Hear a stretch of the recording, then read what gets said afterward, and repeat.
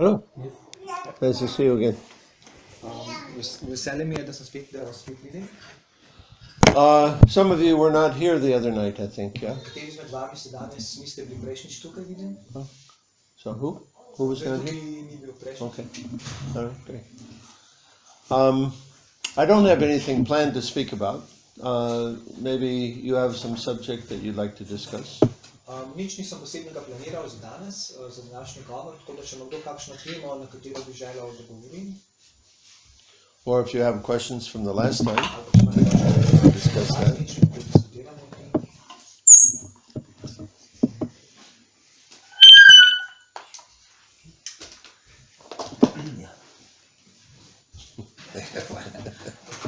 First, I would like to thank you for your answers last time. And this time I would appreciate if you could comment on the three statements I'm going to say.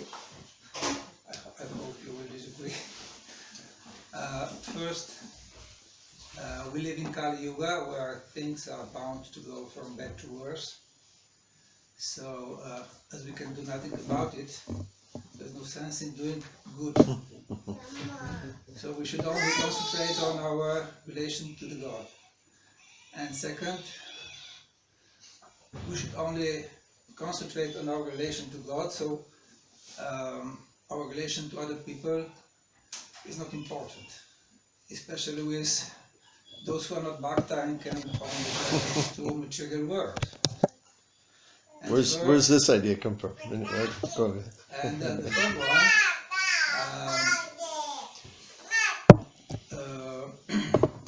in the spiritual world, our relation to God is only and we are fully and only related to the God, and we have no relation with others. So, as I said, I hope you would disagree, but it's possible. To se pravi, vprašanje je naslednje. Prvič, zdaj živimo v obdobju, ki se imenuje Kali Yuga, in to vemo, da v tem obdobju bojo šle stvari duhovno samo še na slabše. Torej, zaključek tega je potem, da nima smisla popravljati stvari, ker itak ne moramo nič spremeniti, ampak potem je v bistvu naš edini smisel, da lahko edino razvijamo naš odnos z Bogom. To je prva zadeva, prvi komentar. Druga zadeva je, ker imamo pač mi samo odnos z Bogom, pa nimamo toliko odnosa z drugimi živimi biti, še posebej ne z nebaktami, ker se lahko potegnejo dol. To pomeni, da potem ni važen naš odnos po ljubezni do drugih, ampak je važno samo ljubezen do Boga. In tretji komentar je, če je vse to res, potem ko idemo v duhovni svet, potem imamo odnos samo z Bogom in nimamo odnosa z drugimi živimi biti, ali kako? Well, I can give a short answer to this or a long answer depending on what everybody thinks. Lahko dam kratek odgovor, pa dolg odgovor, odvisno od tega, kaj ljudi mislijo, kaj si ljudje želijo. Does anybody else have a special topic that they very much want to discuss? Kdo drug še kakšno posebno gorečo temo oziroma vprašanje, o katerem bi želel danes govoriti? No? All right, this is a good follow-up for last time. Okay, to je dobro nadaljevanje od naslednjič. Last time we were talking about how to love God.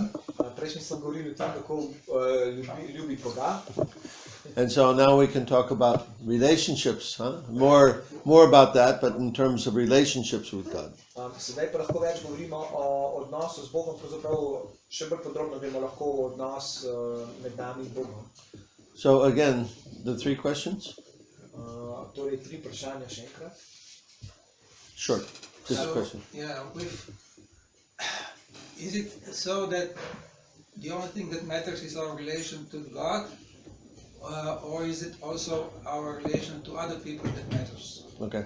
Se pravi, je važno samo naš odnos z Bogom, ali so važni tudi naši odnosi z drugimi ljudmi? To je bistvo vseh teh vprašanj. Two? Well, I made us sum up. Oh, okay. All right. On je povzel vse te tri vprašanja o eno. So, to understand the answer to this question, we have to understand the answer to who is God, or what is God. Če hočemo razumeti odgovor na to vprašanje, oziroma sploh to vprašanje, moramo najprej razumeti, kdo je sploh Bog. And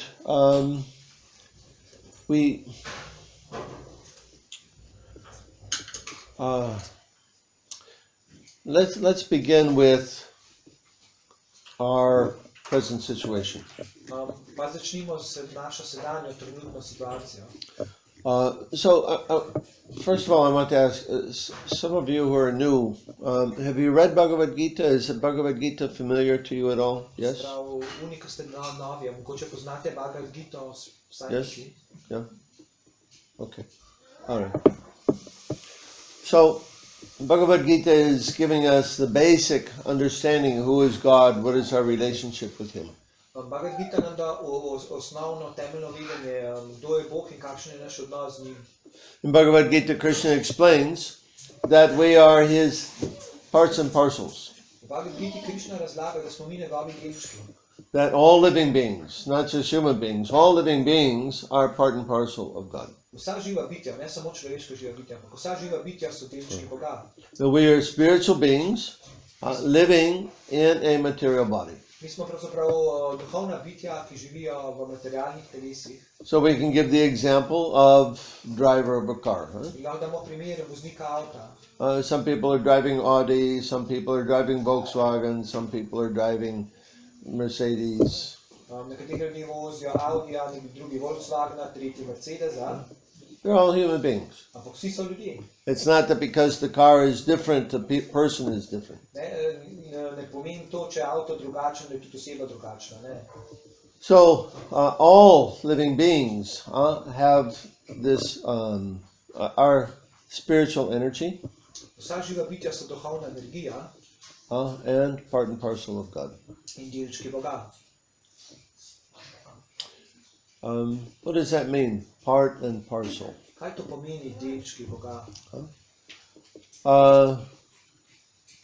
So we were explaining a little bit last time that we are expansions of God.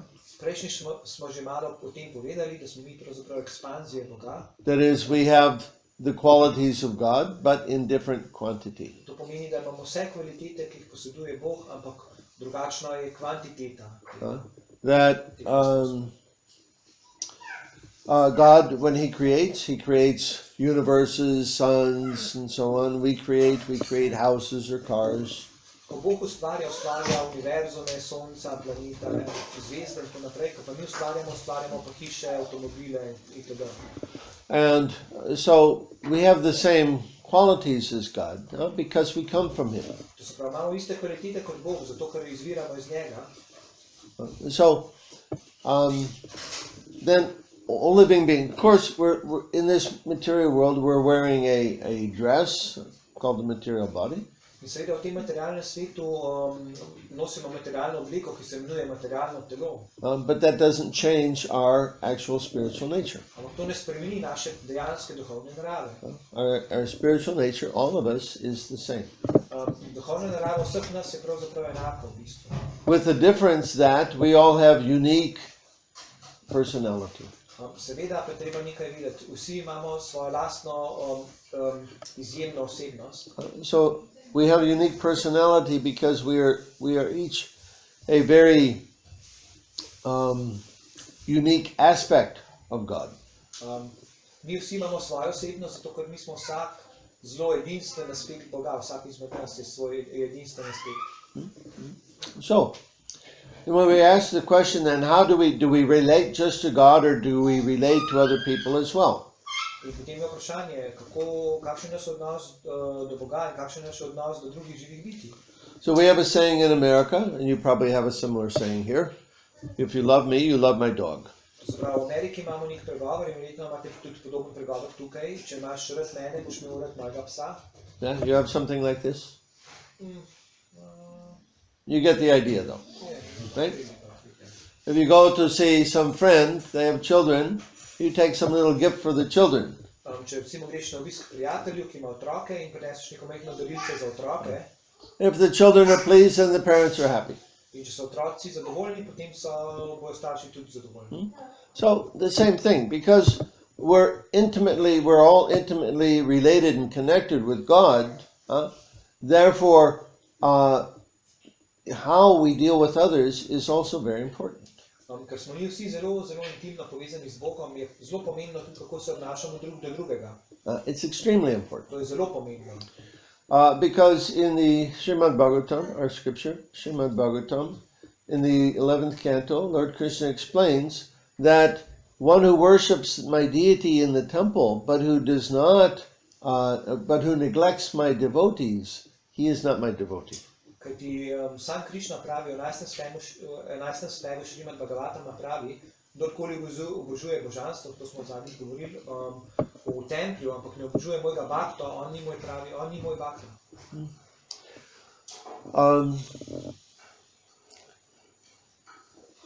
There's Bhagavad Gita, Lord Krishna also states that everyone follows my path in all respects. In Bhagavad Gita Krišna tudi pravi, vsi sledijo mojo pot v vseh pogledih.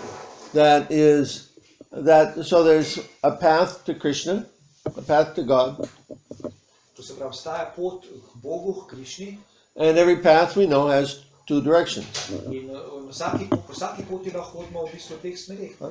So as we go toward God, we become more God-like. To se pravi, če se približujemo Bogu, potem postanemo bolj pobožni, bolj podobni Bogu. If we consider that God is like father with many children, he naturally loves all of his children equally.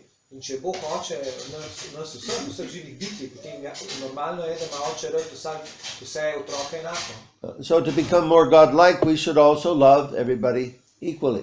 To se pravi, tudi če hočemo postati bolj podobni Bogu, moramo tudi imeti enako ljubezen do vseh. If we go the other way on the path, instead of we think less and less about God and more about ourselves. Če gremo po drugo smer, potem pa razmišljamo čez dalje manj in manj o Bogu in čez dalje več o sebi.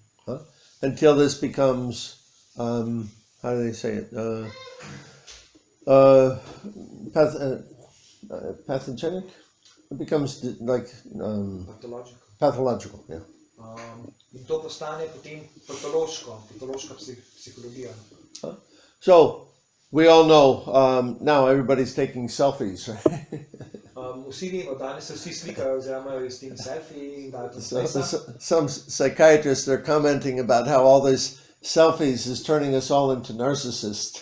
In potem nekateri psihiatri že komentirajo, da vse ti slikanje samih sebe, ti selfiji, nas spreminjajo v narcise. And so social media, here I am here, here I am there, here I am here. Look at me. Poglejte me, tukaj sem tukaj sem tam in tako naprej. Well, this is the definition of narcissism. It's all about me.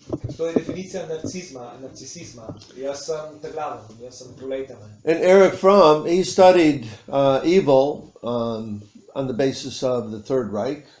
In Erik Fromm je študiral zlo, on je to študiral z aspekta Tretjega rajha. And he concluded there was two types of narcissism. There's benign and malignant. In on je prišel do zaključka, da obstajata dve vrste narcisoidnosti. Ena je benigna, ena pa maligna.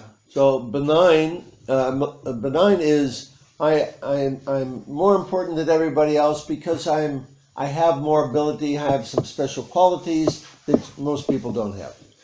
Benigna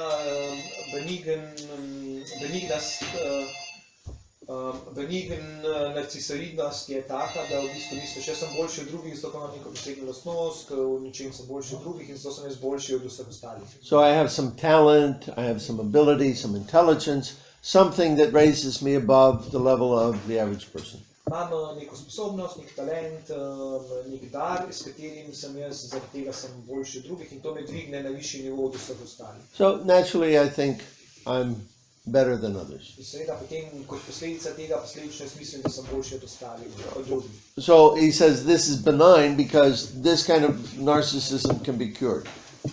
In on Erik Fromm pravi, da je ta narcisizem benigen, zato ker to je oblika, ki se jo da pozdraviti. The other kind, malignant, is where I'm narcissistic because of what I have. Druga maligna oblika narcisizma je pa jaz sem narcis zato, ker zaradi stvari, ki jih posedujem, ki jih imam. And this is malignant because it really can't be cured because I have. It's about what I have. To je pa maligno, zato ker se mi tega ne da ozdraviti, kajti to, kar imam, pač imam. So we understand that false ego, our material ego, runs on. Take the baby out. at least because she's distracting everybody.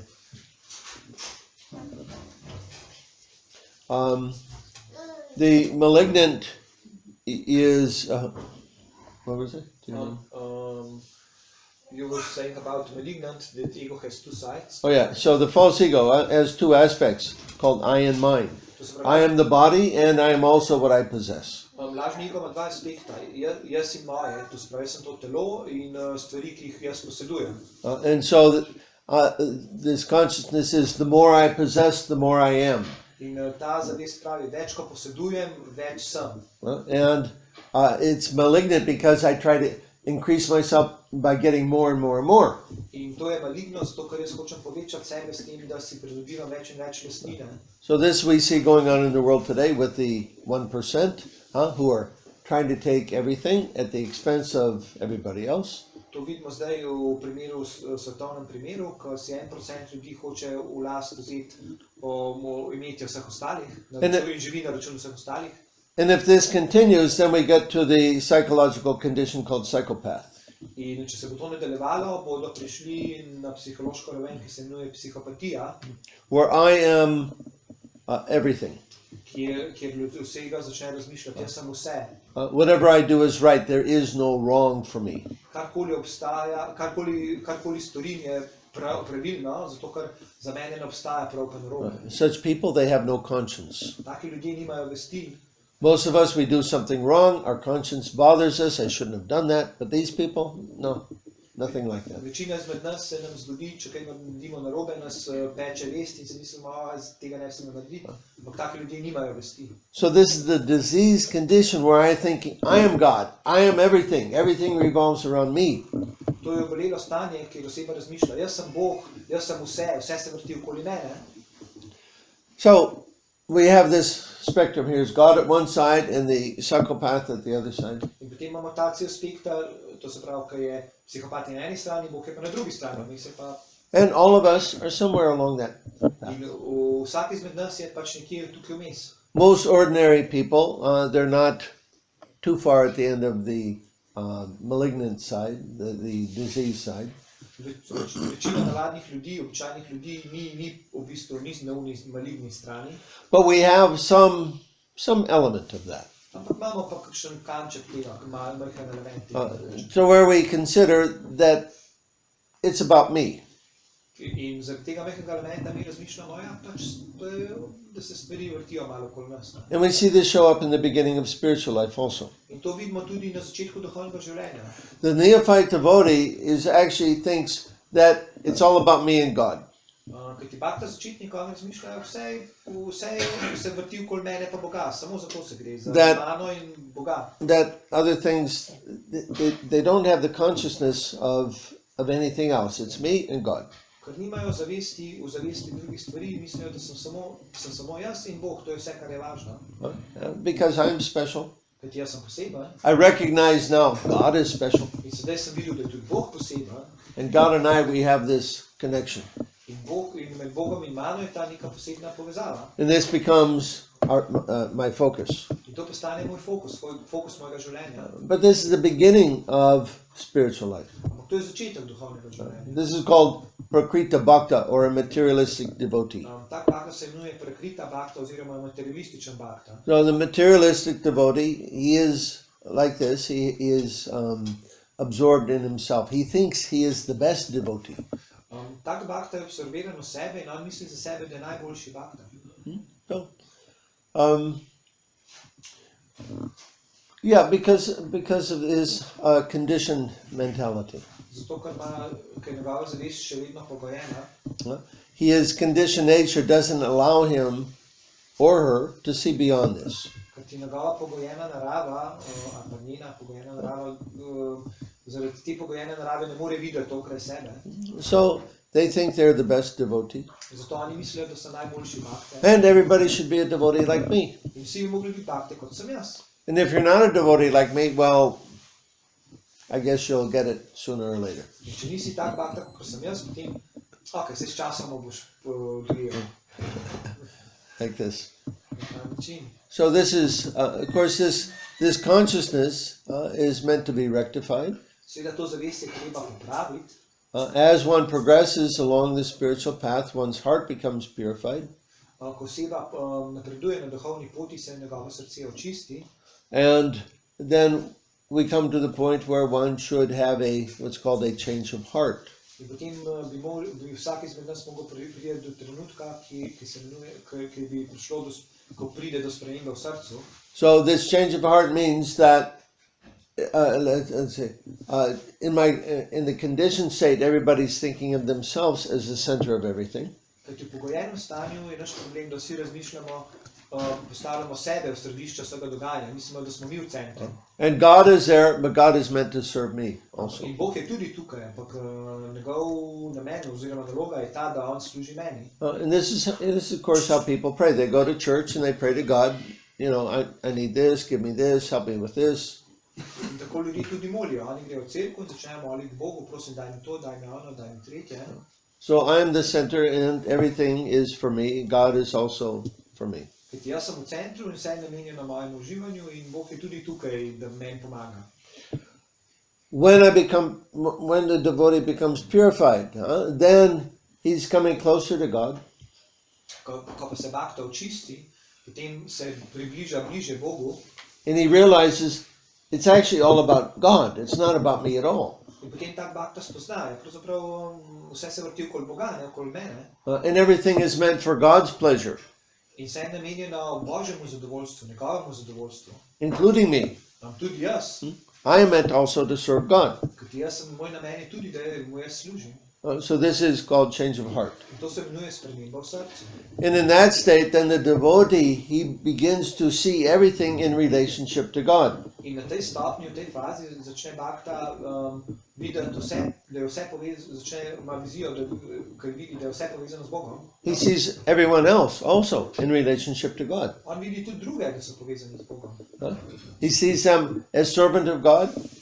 In tudi druge vidi kot služabnike Boga. And in fact, he even sees they're better servant of God than I am. In on celo vidi, on dejansko spozna, on vidi, da so drugi, misli, da so drugi boljši služabniki Boga kot jaz. I can learn how to serve God better by observing them. In potem začne razmišljati na ta način, da če bom opazoval druge, bom postal boljši služabnik Boga.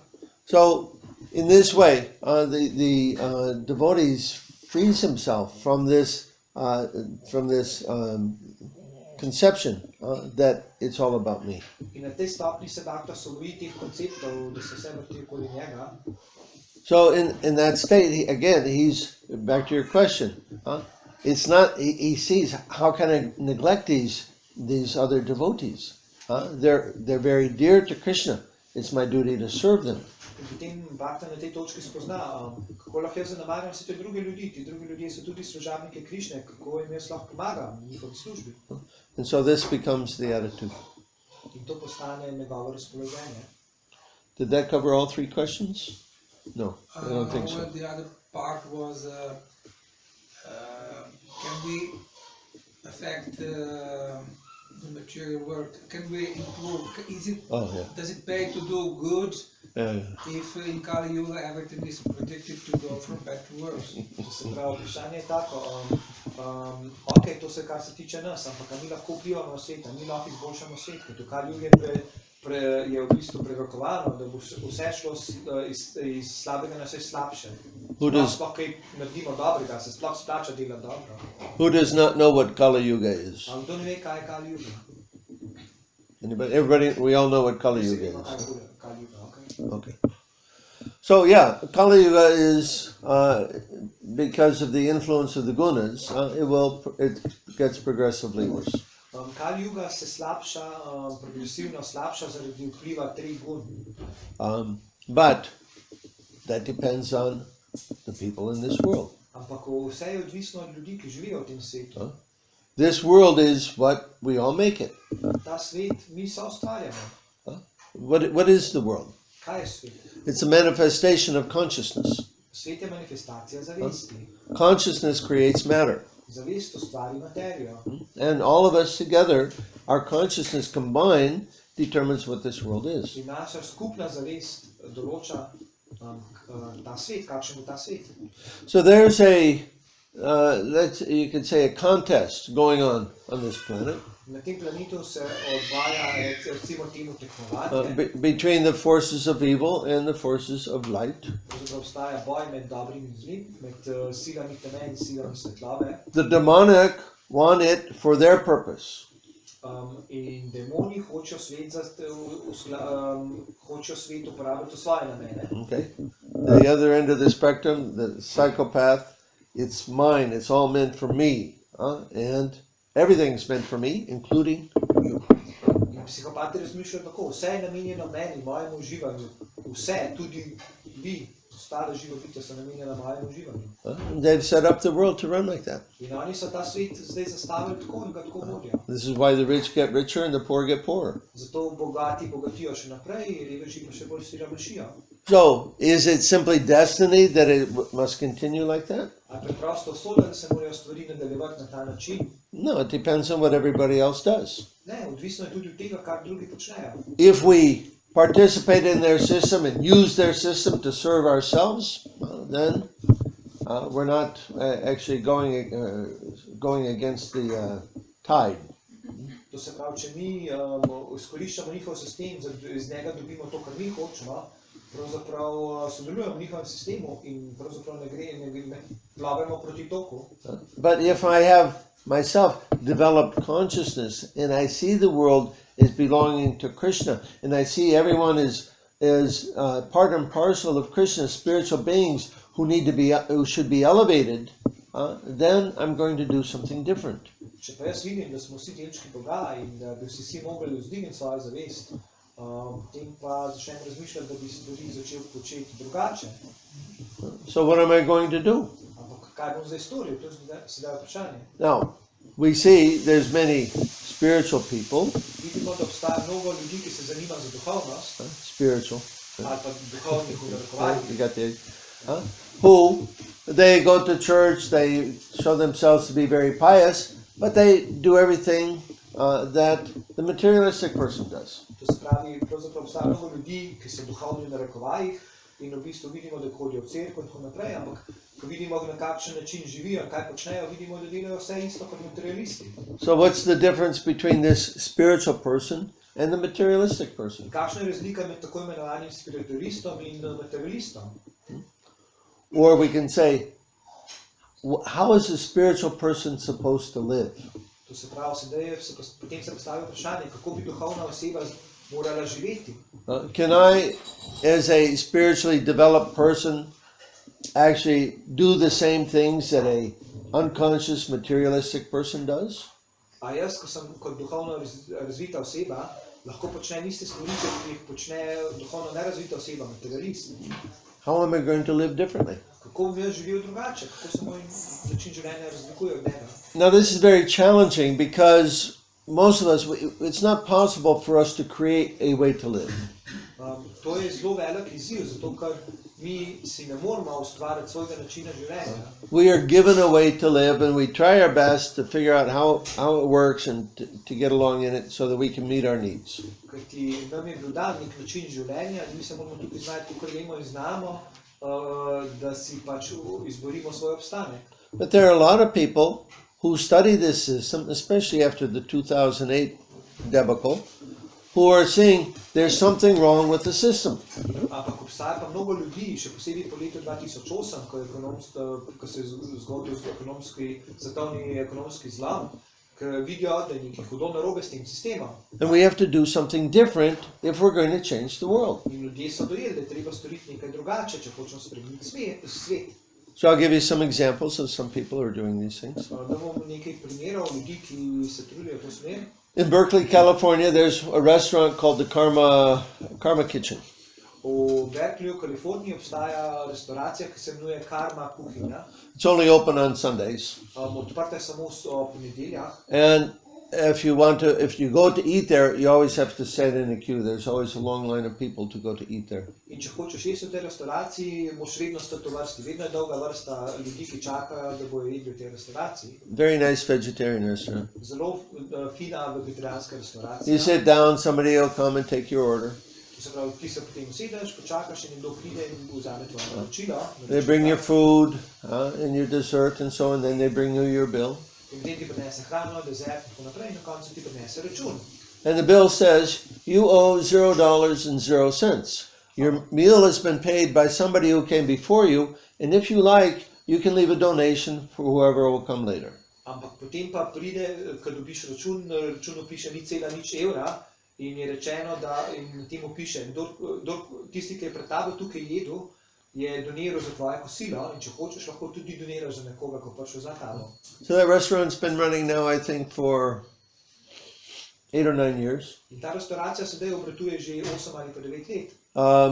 If you want, the only person that gets paid in this restaurant is the cook. Edina oseba, ki je plačana za svojo službo v tej restauraciji, je kuhar. All the waiters, all the servers, the dishwashers, they all go there and volunteer. They give their time. Vsi natakarji, vsi, ki pomivajo posodo in tako naprej, vsi ti ljudje so prostovoljci in pridejo sem in prostovoljno pomagajo, donirajo svoj čas. And if you want to volunteer to serve there, you have to sign up at least a month in advance because there's so many people who want to go and give them themselves to serve others. In če hočeš tam pomagati v tej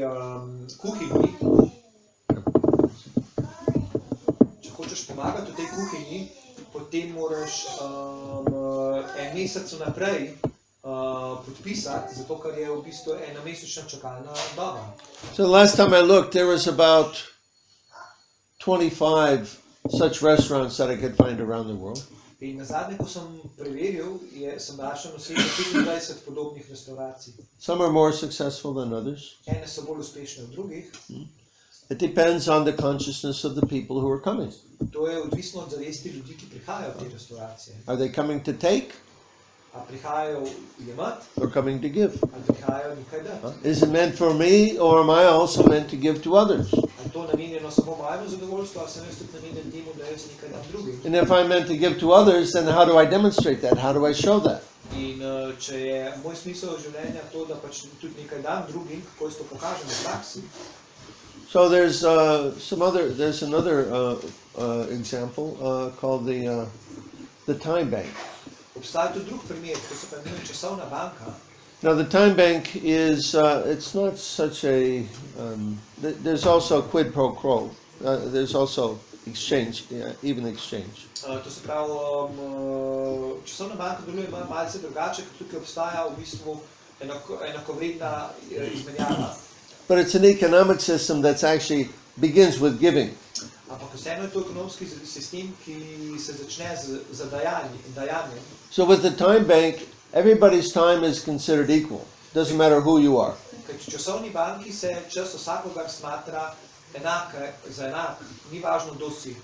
Because we're all equal, right? Ker ti mi smo dejansko vsi enaki. We're all human beings. All our time should be of equal value. Vsi smo ljudje in naš čas bi mogel imeti enako vrednost. So whether you're a babysitter or a lawyer, your time is valued the same. To se pravi, ali čuvaš otroke ali pa si odvetnik, tvoj čas je isto vrednost. And the way it works is you have some skill. Actually, we all have many skills, and you give some of your time to somebody else. In ta časovna banka deluje na principu, da vsak izmed nas ima določene spretnosti in pač ti svojo spretnost izkoristiš tako, da daš nekaj narediš za nekoga in mu daruješ dejansko svoj čas. So for example, I give 1 hour of my time to somebody else. To se pravi, jaz dam 1 uro svojega časa namenim drugemu.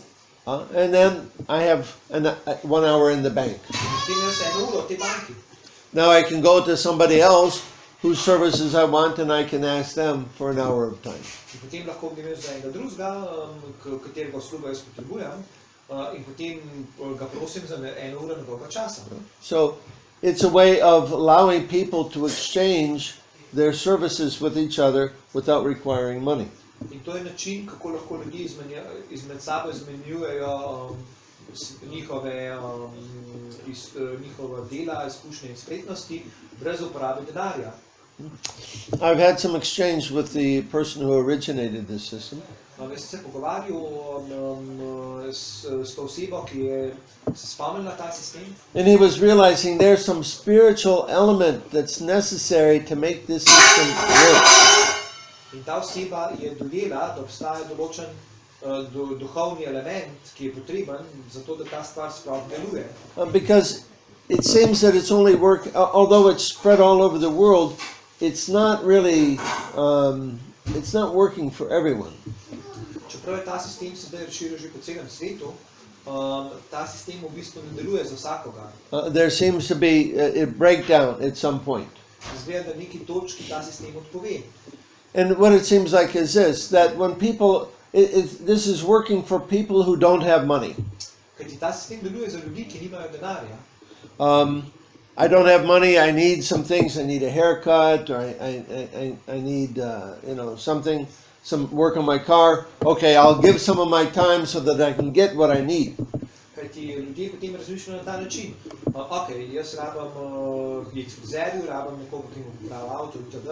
In potem jaz nimam denarja za to plačo, zato jaz pač moram si pogledati nek način, kako bi jaz dobil to, kar rabam. But when I get a little better situated and I have enough money, then I stop using time bank. Ampak problem je potem, ko jaz dobim nekaj denarja in mi gre potem bolje čez nekaj časa, potem jaz neham uporabljati to časovno banko. So Mr. Khan, the originator, he's looking at this and he's trying to understand why it can't work for everybody, why people, they're not participating in this. In ta gospod Khan je začel razmišljati o tem in je rekel, zakaj ljudje ne uporabljajo tega še naprej. On hoče razvozlati to skrivnost, zakaj na neki točki ljudje opustijo ta sistem.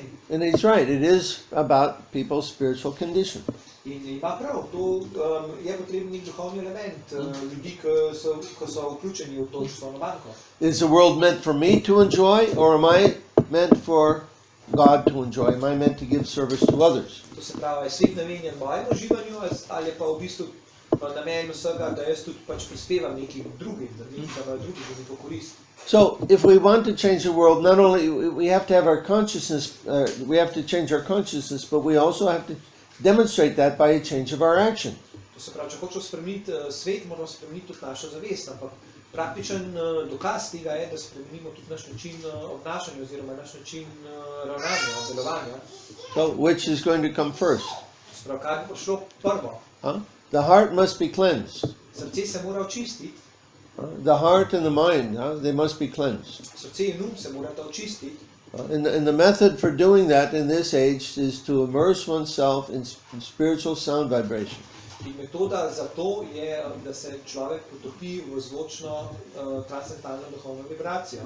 And by that process, the heart becomes cleansed. In s tem procesom se srce očisti. I can come to that point of having a change of heart. In potem lahko pridem do točke, kjer se bo spremenilo moje srce. And then I can begin to render service not only to God, but to other people as well. In na tej točki lahko začnem služiti ne samo Bogu, ampak tudi drugim živim bitjem, drugim ljudem. It's not that God is important. This whole world, in one sense, is God. To se pravi, ni da je samo Bog pomemben, tisti, ki je pomemben. Ta svet je na nek način tudi, ta svet je tudi pomemben, ker je na nek način tudi Bog. Do I recognize that? A jaz to lahko prepoznam? How do I see that? Kako jaz vidim to? It's a matter of consciousness. To je vse stvar zavesti. And so it's what's going on in this world is a manifestation of the consciousness of all the beings in this world. Kaj se dogaja v tem svetu, je manifestacija skupne zavesti vseh živih bitij, ki živijo v tem svetu. So can it change? A se lahko spremeni? Absolutely. Seveda. It's meant to change. Namen je, da se spremeni. And this is why Lord Chaitanya came. In zato je prišel Gospod Chaitanya. Lord Chaitanya came, he gave the Yuga Dharma, the chanting of Hare Krishna mantra. Gospod Chaitanya je prišel, dal je Yuga Dharma, proces za to dobo, mantra in maha mantre. And this mantra is so wonderful that it benefits everybody. When we chant, it benefits every living thing in this world. Ta mantra je tako čudovita, da ko mi mantramo to mantro, ima vsako živo bitje v tem svetu korist od tega. The sound actually circles the globe in a subtle way, purifying everything. Pravzaprav zvok, ko pojmo to mantro, obkroži cel svet na subtilen način in očisti vse. And so the prediction is there, that everyone, Lord Chaitanya, he's giving this mantra, and this mantra will flood the world. Gospod Chaitanya je dal to mantro in prerokovano je, da bo ta mantra preplavila cel svet. With video now we all get to see many pictures of floods everywhere, huh? It's helpless. The water is coming. There's nothing you can do. Sedaj lahko pogledamo na YouTube in vidimo, kadar je poplava, je vse zgleda brezupno. Pride in voda in vse poplavlja. So this holy name will flood the world. In to sveto ime bo na podoben način preplavilo cel svet. But we have to do it. Ampak to moramo mi storiti. We have to be the agent by which it happens. Mi moramo biti tisti, ki širimo to sveto ime. By not only experiencing it ourselves, but based on our experience to share that with others. Ne samo, da v tem sodelujemo, ampak moramo na podlagi svojih izkušenj to tudi deliti, to svoje izkušnje z drugimi. And then we encourage others to also participate. In tudi druge opogumiti, da sodelujejo. And this will grow. In na ta način bo stvar rasla. And the world will change. In svet se bo spremenil. But we have to act and we have to do. Ampak moramo delovati.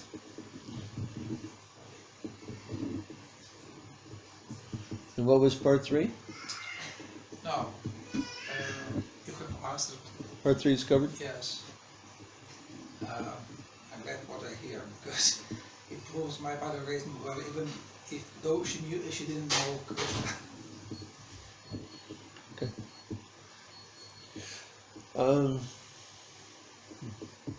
Okay. Some questions? Vprašanje?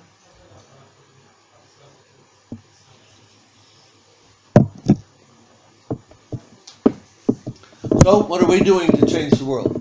Kaj mi počnemo, da spreminjamo svet? S čim mi spreminjamo svet? Who is it said you have to be the change you want to see in the world? Who said that? Kdo je že rekel, da moraš biti sprememba, ki jo hočeš videti v svetu? Gandhi. Be the change you want to see in the world. Bodi sprememba, ki jo želiš videti v svetu. Yeah. No. We have to do something different. To se pravi, moramo začeti stvari delati drugače. It's going to be an interesting experience for me. I'm going to Africa in another 10 days. Zanimiva izkušnja je pred mano. Čez 10 dni gremo v Afriko. And the history of Africa is not such a happy one. Zgodovina Afrike ni preveč rožnata. There's a lot of tamagun in that V continent. Afriki je veliko, na tem kontinentu je veliko tamogune. We're going there to see how we can help people in the villages to improve their lives.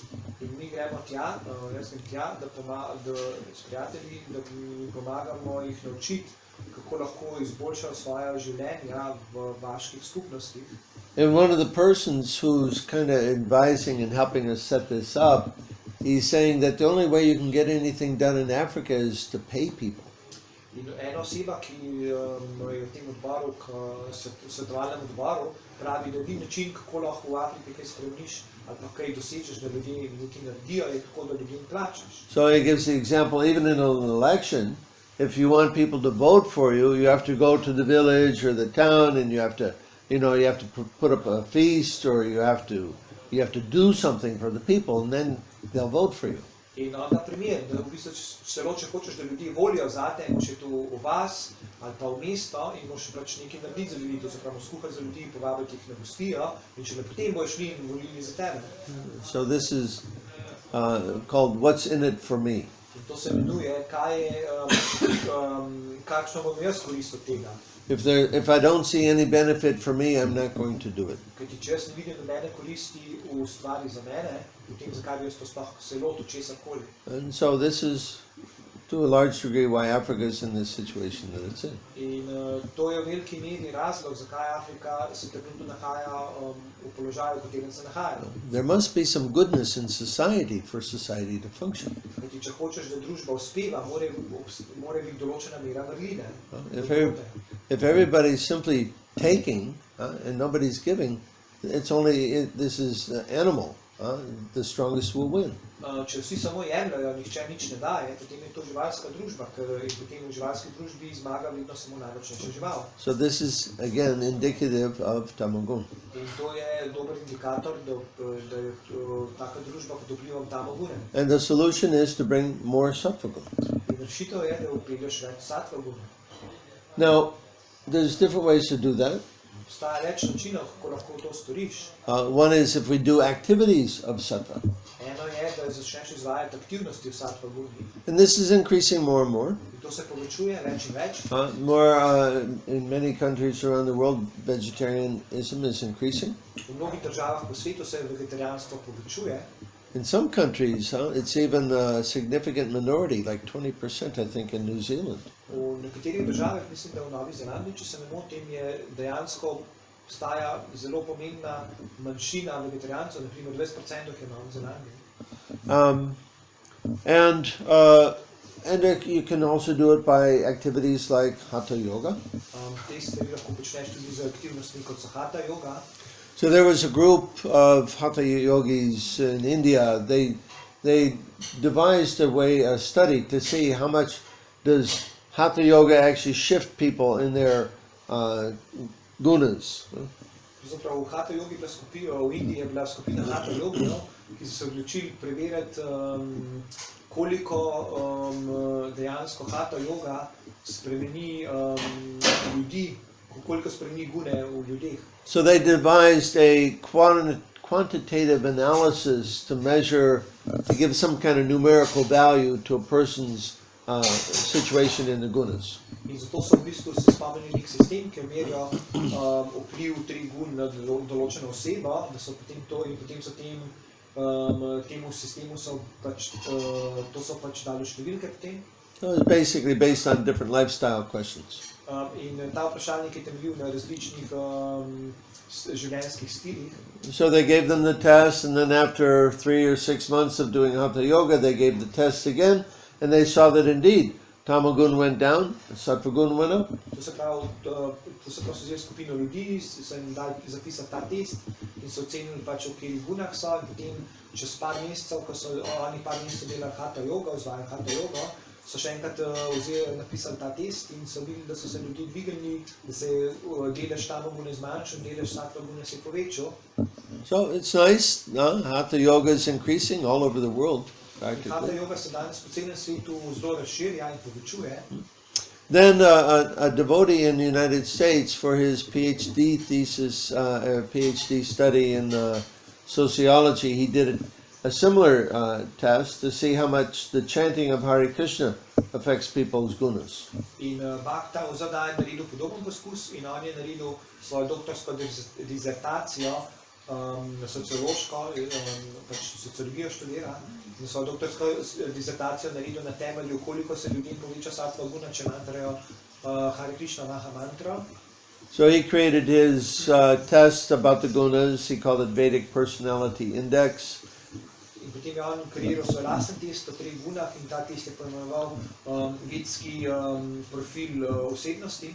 Then he got some volunteers. Some volunteers were not chanting any mantra. Some were chanting a meaningless mantra, like things go better with Coca-Cola, and others were chanting the Hare Krishna mantra. In potem je on svojo skupino ljudi razdelil na tri grupe. Ena skupina je mantra neko brezvezno mantro, ena skupina ni nič mantrala, pač tista, ki je mantra neko brezvezno mantro, so mantra ne vem, Coca-Cola, nekaj takega. In tretja skupina je mantrala Hare Krishna Maha Mantra. And then after, 3 or 4 months, he gave them the test again. The first two groups, no change, but those who were chanting Hare Krishna mantra, less tamagun, more sattvagun. In potem je čez 3 ali 4 mesece še enkrat jim dal pisati ta test in v prvih dveh skupinah ni bilo razlik. V tretji skupini se je pa pokazalo, da se zmanjšala tamaguna in se povečala sattva-guna. So, this is changing the world. This will change the world. To bo spremenilo svet. Now, those who are older, maybe my age, you may be able to remember back in the 1950s. Tisti izmed vas, ki ste starejši, mogoče mojih let, se spominjate 50 let tega prejšnjega stoletja. The world was quite a different world at that time. In 50 let so bilo čisto drug svet. There was not this craziness about materialism. Ljudje niso bili tako nori zaradi materializma. People were content just to get what they could, just to live a more simple life. Ljudje so bili zadovoljni z preprostejšim načinom življenja. But then later in the 60s and 70s, the mode of passion was increasing. Now every family wanted to have 2 cars, 2 telephones, 2 televisions. more and more and more. In potem v 60-ih in 70-ih letih se je gona strasti povečala in potem vsaka družina hotela imeti dva avta, dve televizije, dva telefona, itd. Of course, you have a different history here, but maybe you've seen something similar, yeah? Seveda imamo drugačno zgodovino, ampak verjetno ste videli nekaj podobnega. So it's going like that. Huh? The trend has been in that direction. Trend gre v tej smeri. But we want to reverse the trend and bring it in the other direction. Ampak mi želimo ta trend spremeniti, obrniti za 180 stopinj, da gre v drugo smer. Did I talk about World War III the other night? Here? Did I talk about World War III the other night? No. Maybe you mentioned that you didn't Huh? talk about it. No? You don't remember that? Okay. So here I'll give you a little indication of how this works. Dal bom mentioned the question and answer behind the table we were on. Oh yeah, over there, right. Yeah. Okay. You remember? Yeah, just many people were not present. Okay, anyway, we'll tell the story again. Okay, še enkrat bomo imeli to zgodbo, pač o tretji svetovni vojni. So first time I went to Russia, I met one young devotee whose grandfather was a commander of a nuclear submarine in the 1960s. To se pravi, ko sem šel prvič v Rusijo, sem srečal tam enega ruskega bakta in njegov dedek je bil poveljnik ruske atomske podmornice. And he tells the story that in the 60s, his grandfather, they were waiting in the submarine off the coast of America to push the button for World War III. In potem je on povedal zgodbo, kako je njegov dedek bil poslan na obalo ZDA, Združenih držav Amerike, in je bil v tej podmornici in je čakal na ukaz, da bo pritisnil na knop, da bo sprožili jedrske izstrelke proti Ameriki. So then one day they got the call, come home, World War III is cancelled. In potem so nekega dni dobili obvestilo, vrnite se nazaj domov, kajti tretja svetovna vojna je bila odpovedana. So, fast forward 30 years, grandson becomes a Hare Krishna devotee. In potem čez 30 let kasneje je ta vnuk od te osebe, od tega poveljnika podmornice, postal Hare Krishna Bhakta. The grandfather is reading Prabhupada's Lilamrita, the story of Prabhupada's life. In dedek je začel prebirati Prabhupada Lilamrito, to se pravi življenjepis Šrila Prabhupada. So then he comes running in the room all excited. Look, look, look. Potem je pritekal ves vznemirjen v sobo od vnuka in rekel, poglej, poglej. Is it that day that we got the call to come back, World War III is cancelled? That's the same day your guru stepped foot in America. Prav na tisti dan, točno na isti datum, ko so nas poklicali nazaj in so odpovedali tretjo svetovno vojno, je vaš guru stopil na tla Amerike. These things can happen. Se pravi, te stvari se lahko zgodijo. In 1973, I think, maybe 74, Prabhupada was speaking a lot about World War III. Leta 73 oziroma 74, ne spomnim se več točno, je Prabhupada veliko govoril o tretji svetovni vojni. And he told us he wanted all of the temples to get some farm outside of the city, because he said World War III is coming and the devotees should have a place to go to take shelter when the war comes. In Prabhupada je rekel, da bi vsak tempelj mogel imeti neki zemlje izven mesta, mogel imeti tam farmo, zato ker rekel, prihaja tretja svetovna vojna in edino mesto, kjer boste lahko dobili zavetje, so bojo te farme. And we all took this very seriously because we were thinking, Prabhupada, he's in touch with Krishna, he's got some inside news, and so we better do this. In mi smo to vsi vzeli zelo resno, ker mi smo vsi razmišljali tako. Prabhupada je v navezi s Krishno, nam ima pač insajderske informacije in boljše, da to storimo. And the devotees asked him, how will we know when it's coming? In potem so ga Bhakti vprašali, kako bomo vedeli, kdaj bo prišla ta tretja svetovna vojna. He said the Bajaris will have a dream that it's time to take the deities out of the city. In Prabhupada je rekel, tisti, ki obožujejo božanstva, Bajari, bojo dobili sanje, da je treba božanstva odnesti ven iz mest. So we were all anticipating World War III is coming fairly soon. Potem smo vsi mislili, da bo tretja svetovna vojna prišla zelo hitro in smo bili vsi v pričakovanju. That combined with that book, 1984 by George Orwell. In potem smo tudi mnogo izmed nas prebrali to knjigo 1984, ki jo je napisal George Orwell.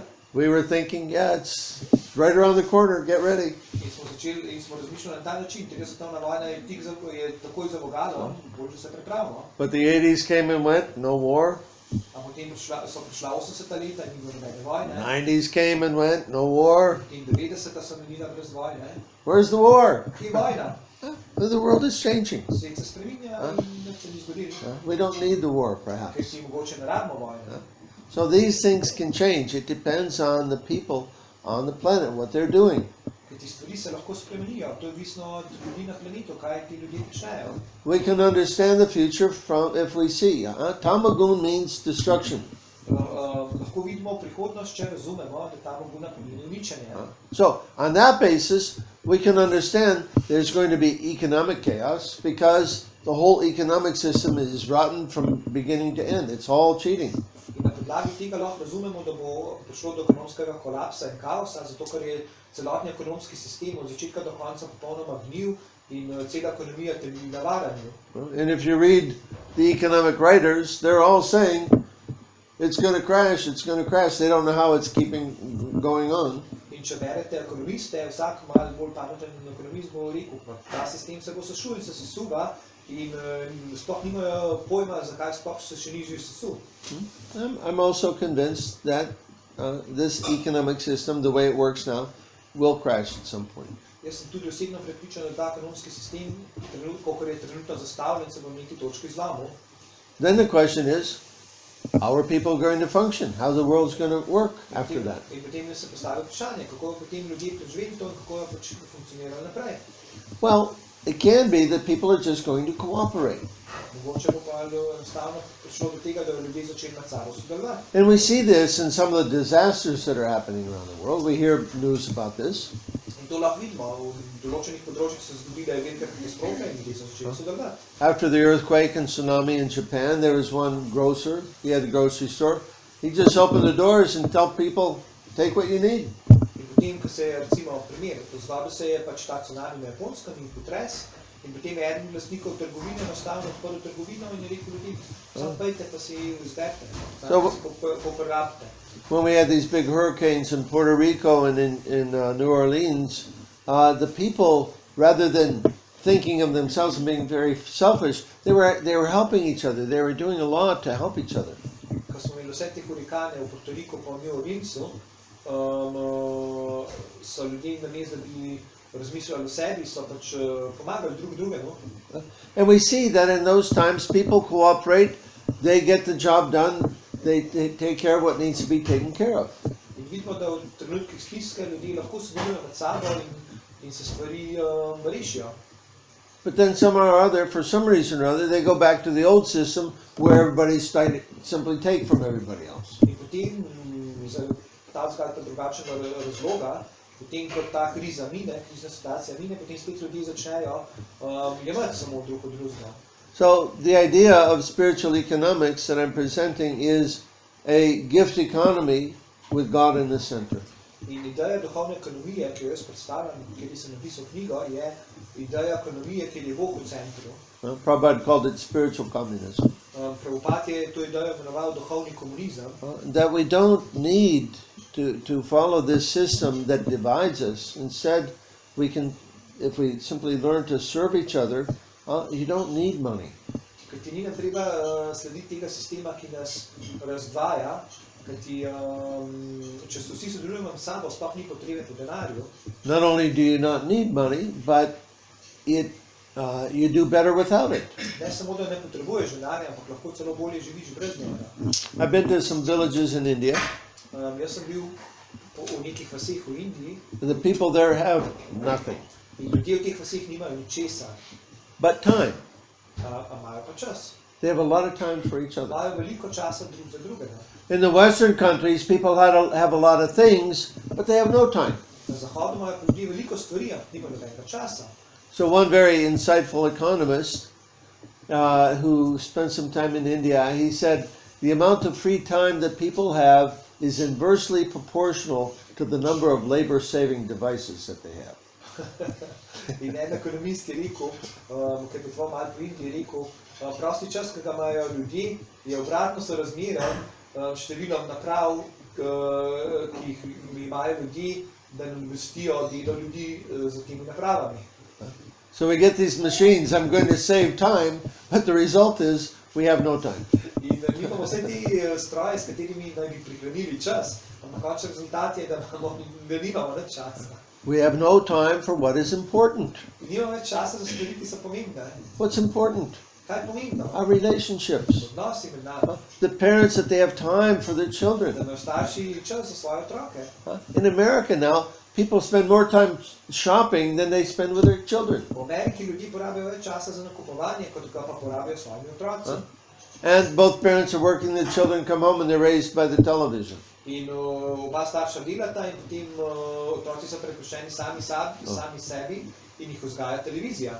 That was before. Now they're raised by video games and internet. To je bilo prej, zdaj so pa vzgojeni s pomočjo interneta in odraščajo v videoigricah.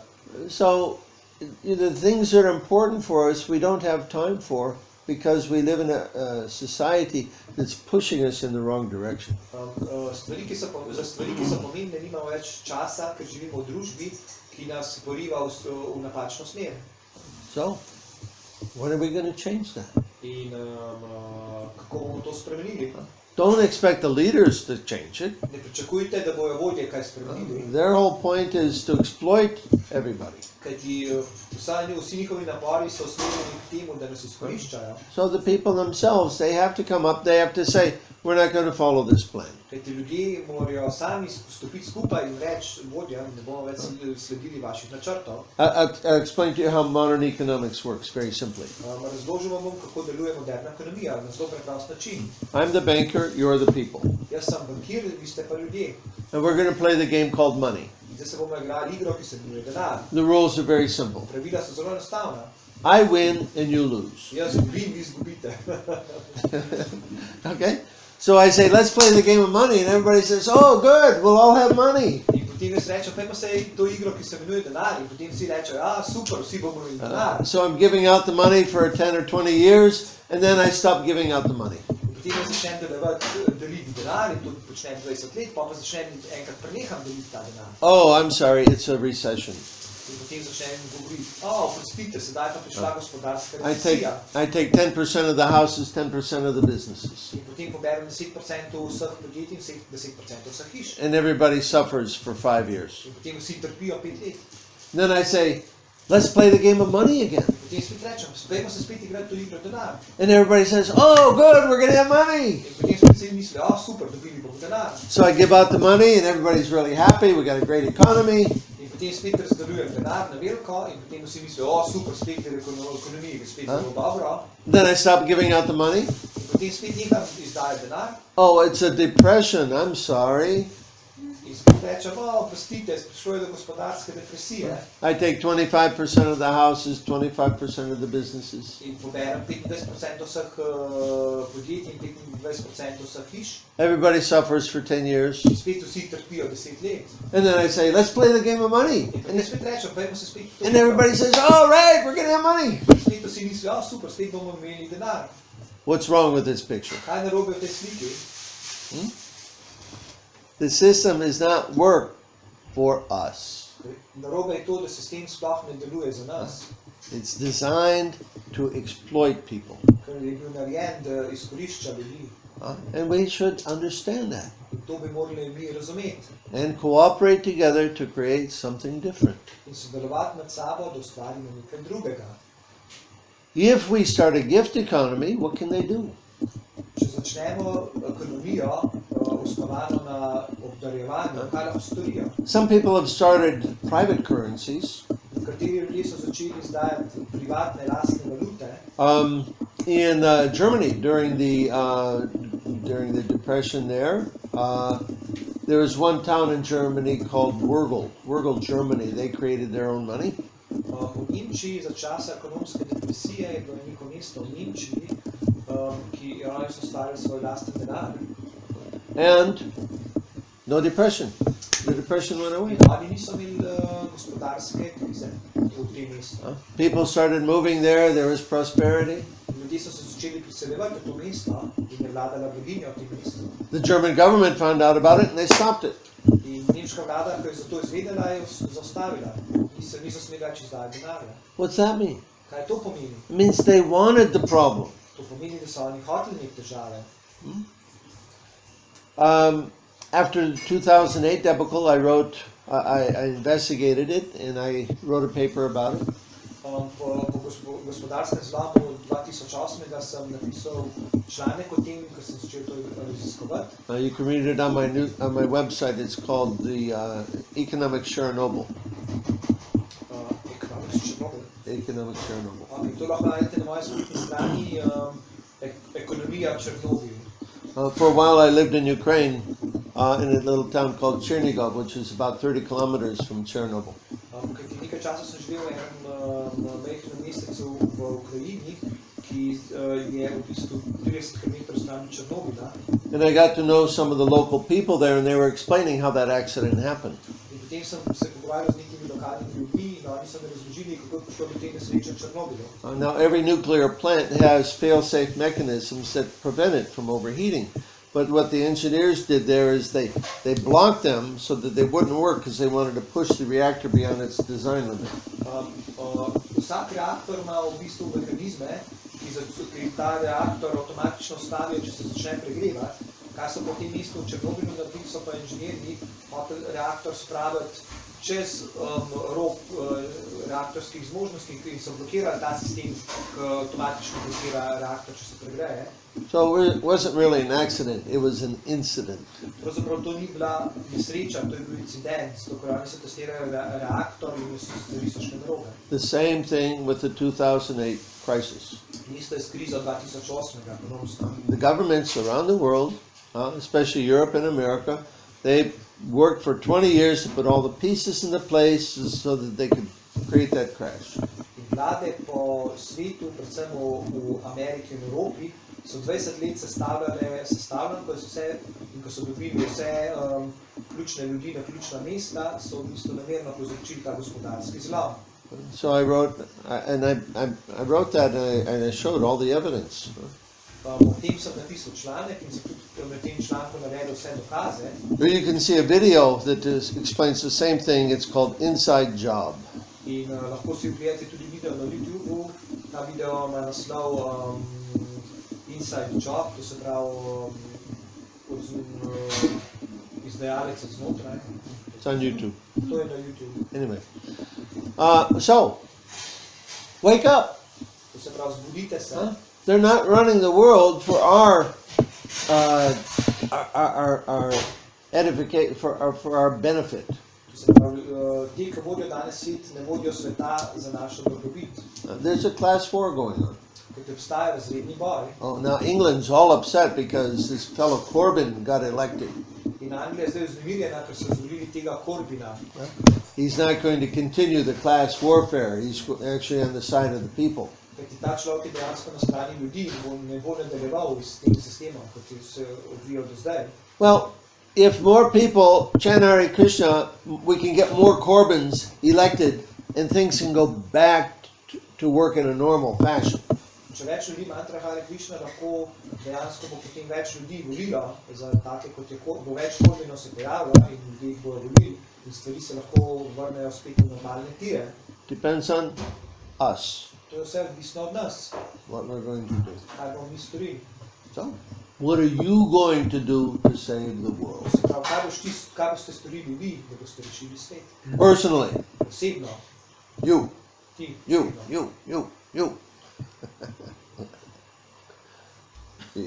We all have to participate. Mi vsi moramo sodelovati na nek način. All right, now stop rambling on. Čau. Comments, question? Komentarji, vprašanja. That means you all agree, right? To pomeni, da se vsi strinjate.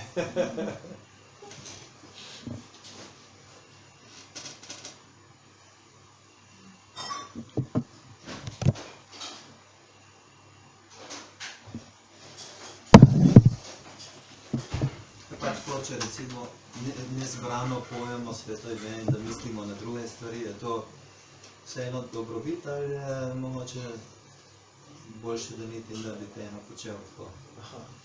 So the question is, if we chant the holy name and we do it inattentively, do we still get some benefit from it, or it's better not to chant at all?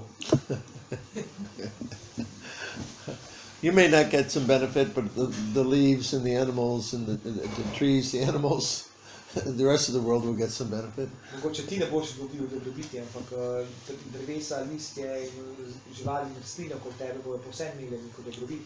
I gave a class about japa last week in Ljubljana. Prejšnji teden sem dal predavanje na temo kako mantrati japa v Ljubljani.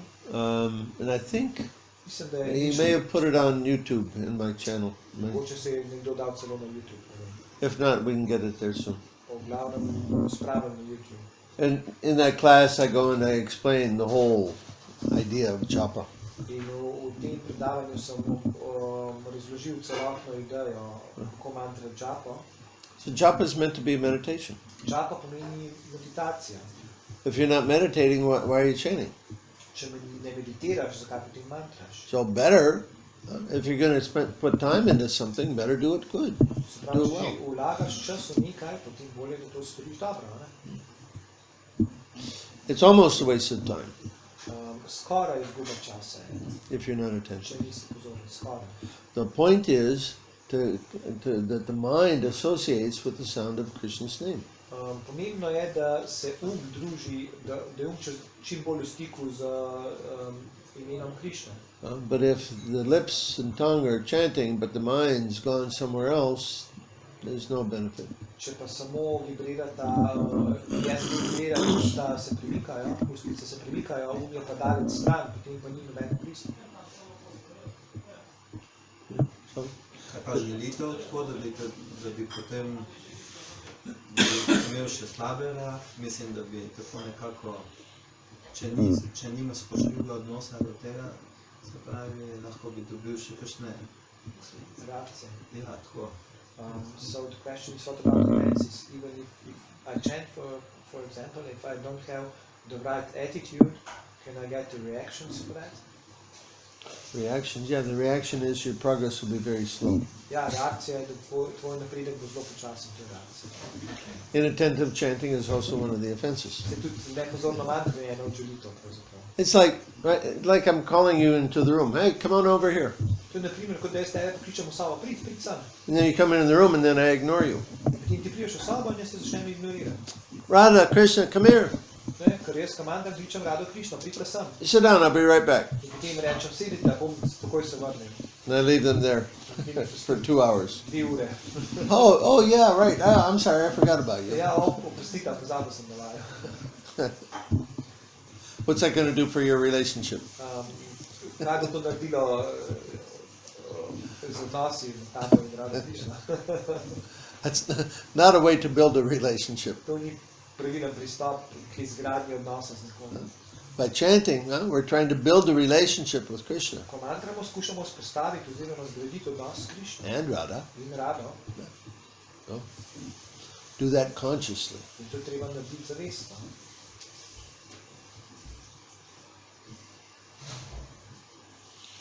How many of you are chanting? Koliko izmed vas mantra? Okay. We should have a japa class here sometime. Se pravi, mogoče bi mogli imeti japa delavnico. Predavanje na temo japa. Yeah, everybody can chant a little bit at least. Vsi lahko vsaj malo mantra. And you'll find some result from it.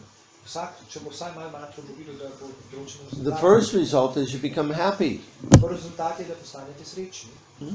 by associating with God. S It tem, da makes se us družite happy. z Bogom. To druženje z Bogom nas osreči. The second result is we become satisfied. Drugi rezultat je, da postanemo zadovoljni. It's nice, huh? I'm not pushed by my desires all the time. Kajti potem me moje želje ne morejo skozi porivati sem in tja. And the third result is we develop wisdom In tretji rezultat je, da začnemo razvijati modrost. or realization. Dobimo realizacije. We begin to understand what is reality. Začnemo razumeti, kaj je realnost. So there's wonderful benefit. zato imamo veliko dobrih, čudovitih koristi od mantra. And like everything else, you get out what you put in. In kot vse ostalo v življenju, toliko koliko vložiš, toliko dobiš ven. And so the more you do it, the better it will be. Se pravi, več ko vložiš, več ko mantraš, več dobiš ven. And the more you do it, the sweeter it becomes. In več ko mantrate, bolj sladko postane. Do you come to the point where you feel Krishna dancing on your tongue? Lahko ne prideš do točke, ko lahko občutiš, kako Krišna pleše na tvojem jeziku. And you're trying to understand, what is this experience I'm having in my mouth? In potem se začneš spraševati, kaj se to dogaja v mojih ustih. It's something wonderful. Nekaj čudovitega. So much wonderful that I can't stop chanting. I want to continue more and more. In ko si na tej točki, pa sam mantraš in ne moš nehati. So this is Haridas Thakur's situation. He was chanting, if you can imagine, 22, 23 hours a day. In Haridas Thakur je imel tako situacijo. On je mantru 22 do 23 ur na dan, če se sploh lahko to predstavljate.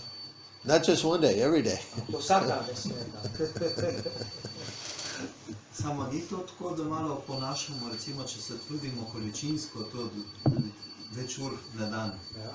Da tako pol ne pa najde zadovoljstva v tem in poskušaš s tem nekako, da se boš prečistil, v bistvu si pa samo škodiš mogoče.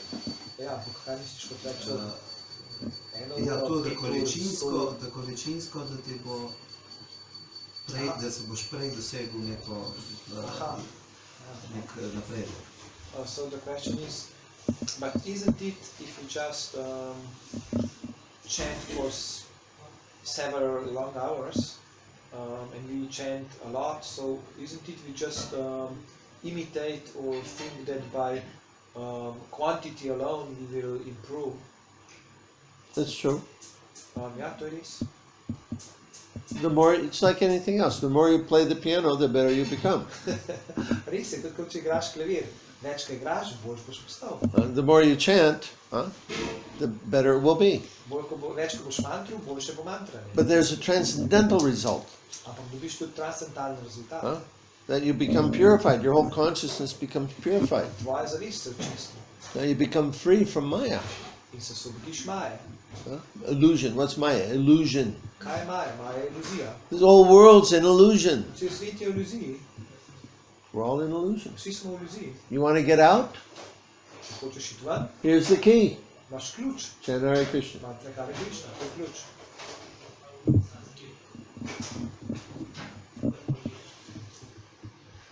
May I ask, do we get the same benefits whether we listen or just chanting mantra? Is it the same? Se pravi, dobimo isti rezultat, če smem vprašati, ko mantramo mantro ali ko poslušamo mantro? No, we have to also do the chanting. Ne. Moramo tudi mantrati, ne samo poslušati. This is the process given to us by our acharyas. To je proces, ko so nam ga dali acharje. They don't say, listen. Oni ne pravijo poslušaj. Of course, in previous ages, the only way you could listen is if you chant.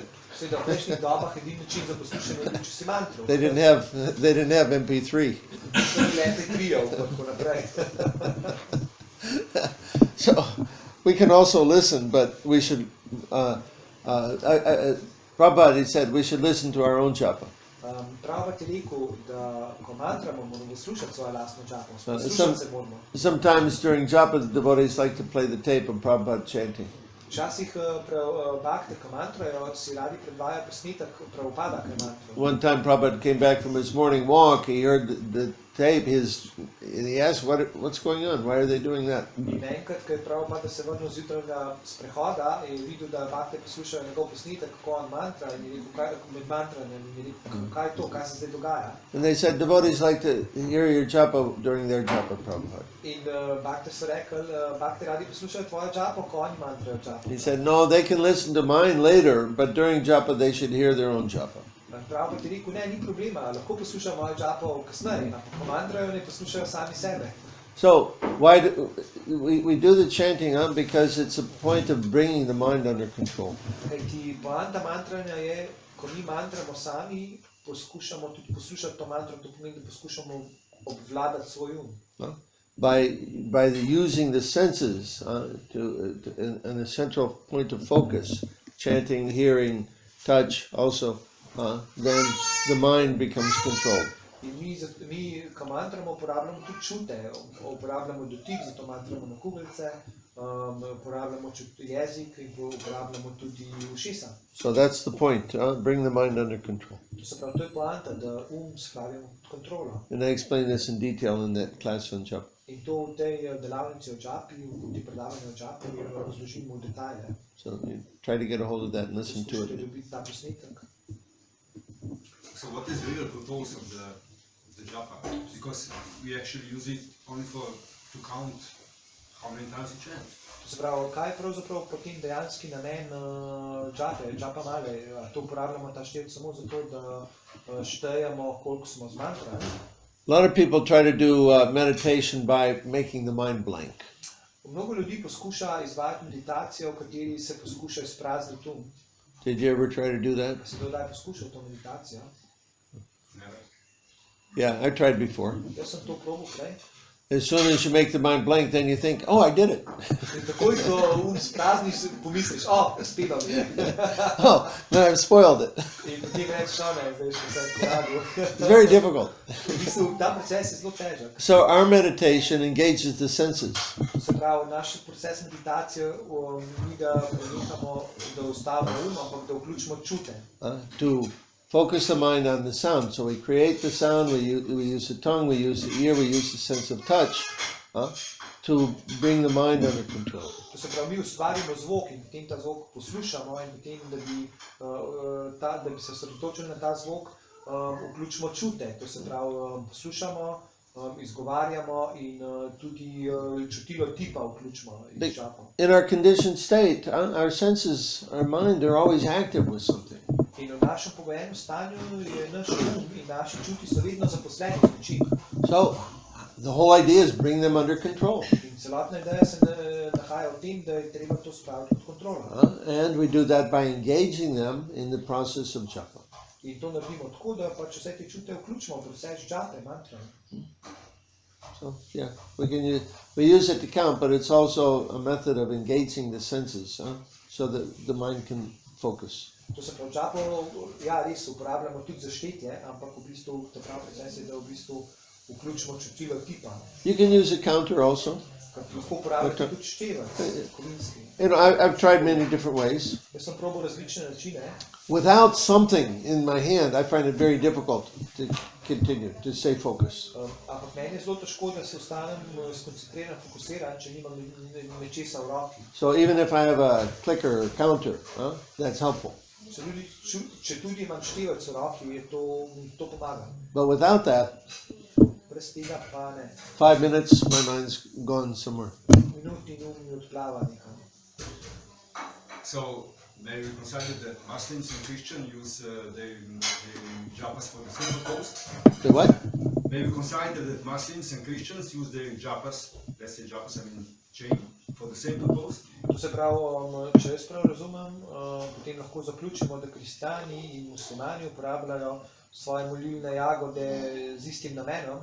Actually, the Christian rosary is co-opting the Vaishnava mala.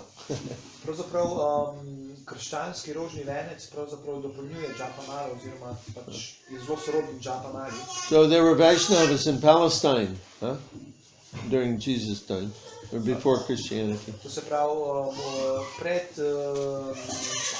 pred je Jezus prišel v Palestino, so bili Vajšnave v Palestini, pred Kristusom. If you study the Christian history, wherever they would go, they would co-opt the activities, whatever people are doing. In če študirate zgodovino krščanstva, vidite, da so kristjani v bistvu vse tako imenovane poganske običaje pravzaprav vključali v krščanstvo, v religijo. Now, if you go to the Christian churches in India, you'll see the women are wearing saris, the priest is wearing a dhoti. Če greste v Indijo krščanske cerkve, potem vidite, da ženske nosijo sarije in duhovnik nosi dhoti.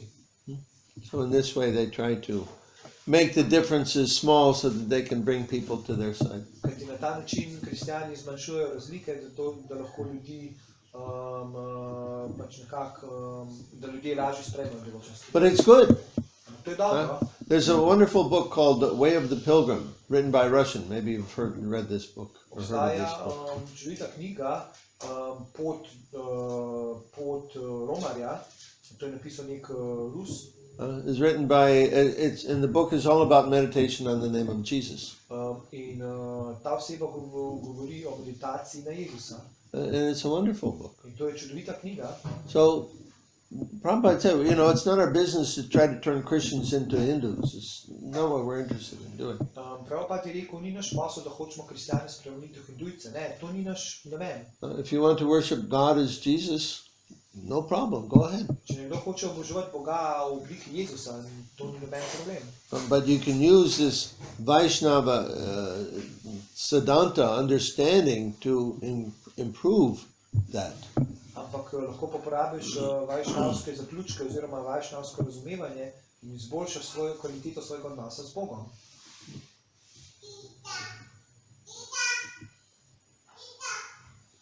Our Father who art in heaven, hallowed be thy name.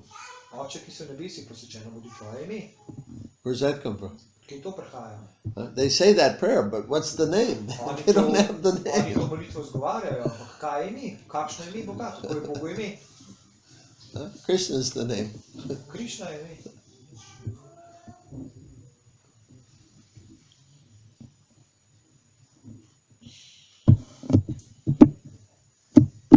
And another question, may I ask? We can see so many similarities between Jesus and Krishna. I mean, their childhood, what were born, what they have parents, what around for their life, what were very smart when they were young, and so on. Kaj je vprašanje? How can we explain it? Aha. Is there any reason, so can we connect one with the other?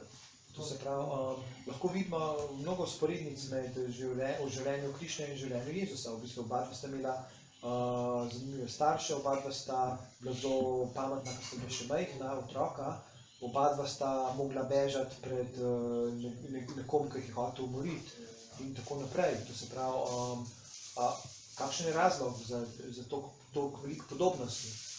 How many of you are from Christian background? Koliko izmed vas je iz krščanskega ozadja? And how many of you are very attached to this Christian ideology? In koliko izmed vas je zelo navezano na to krščansko ideologijo?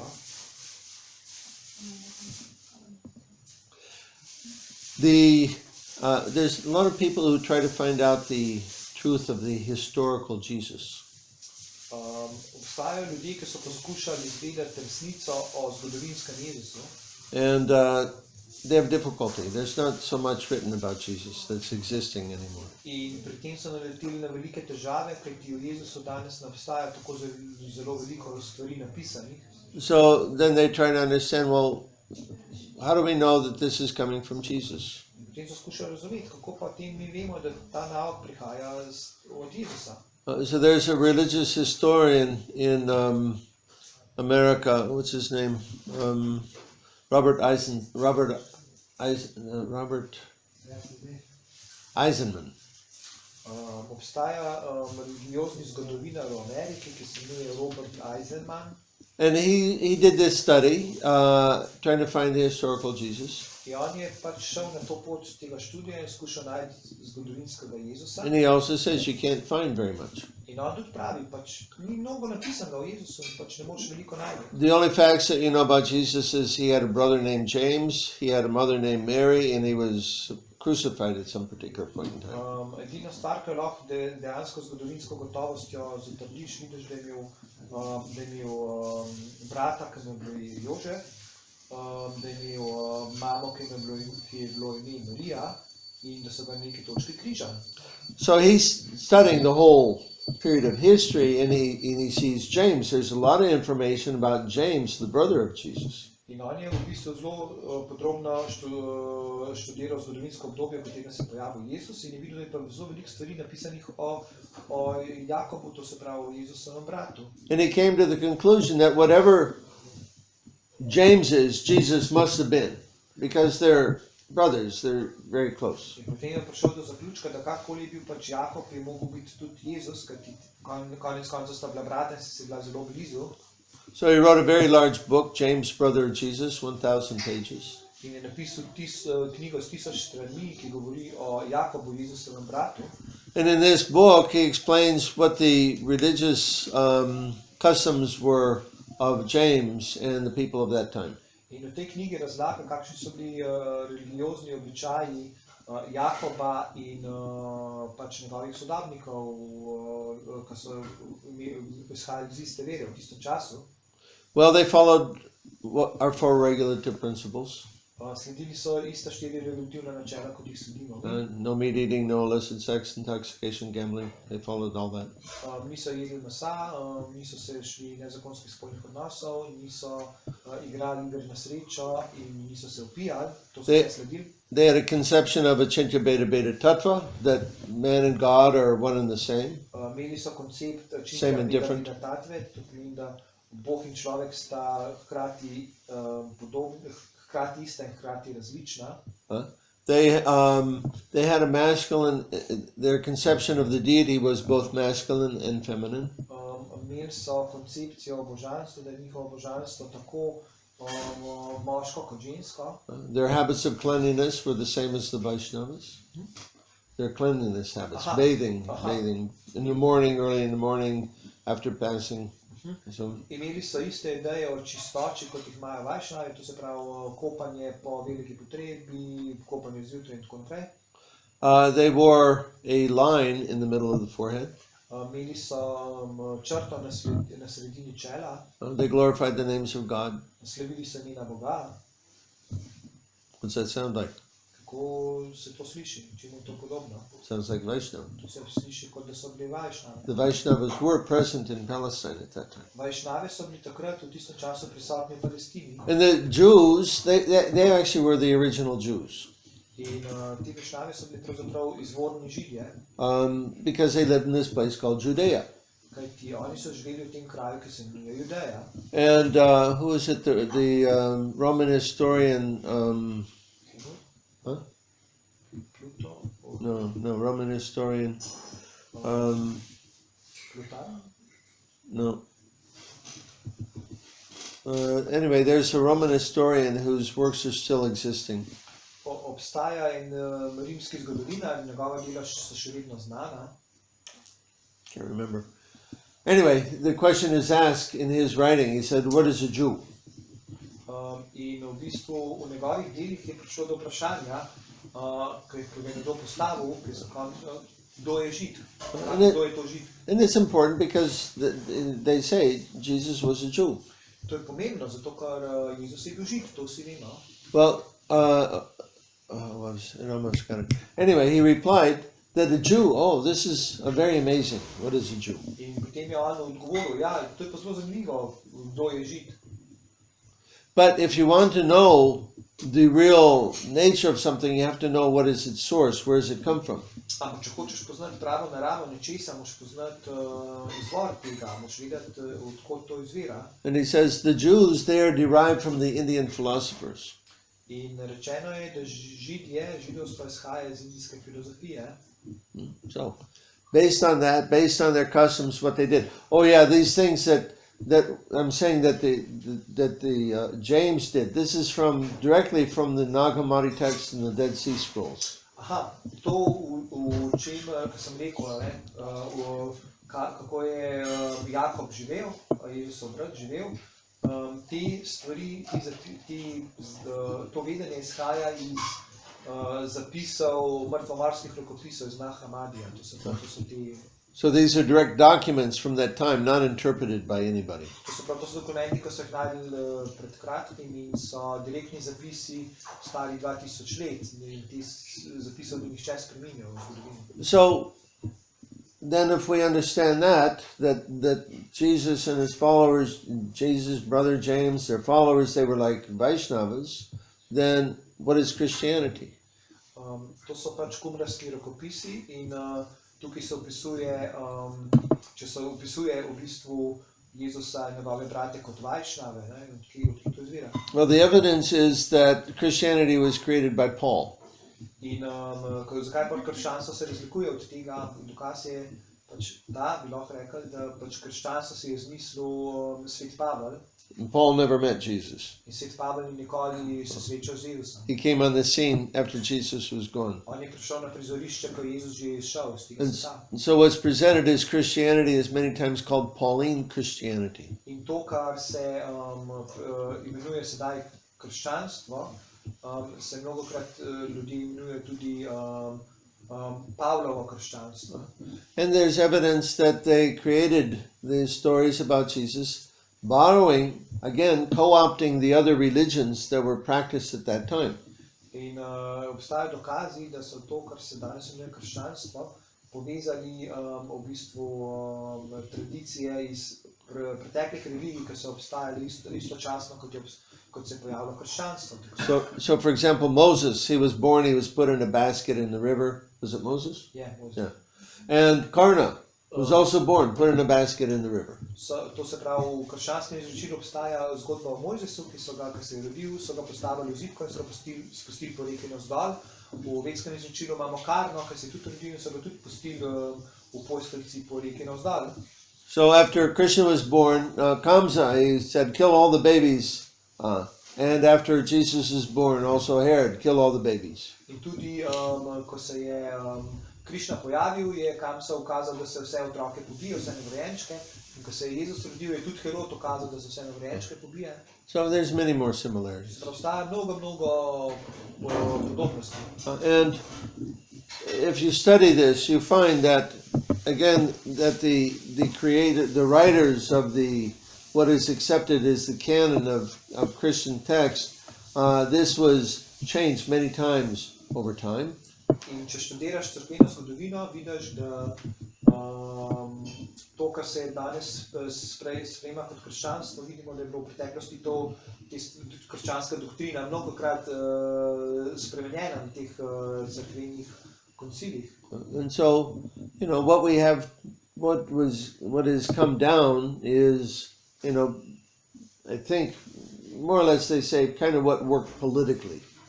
In to, kaj je danes ostalo, v bistvu, kaj so sprejeli, so bile pogosto stvari, ki so politično nekako funkcionirale.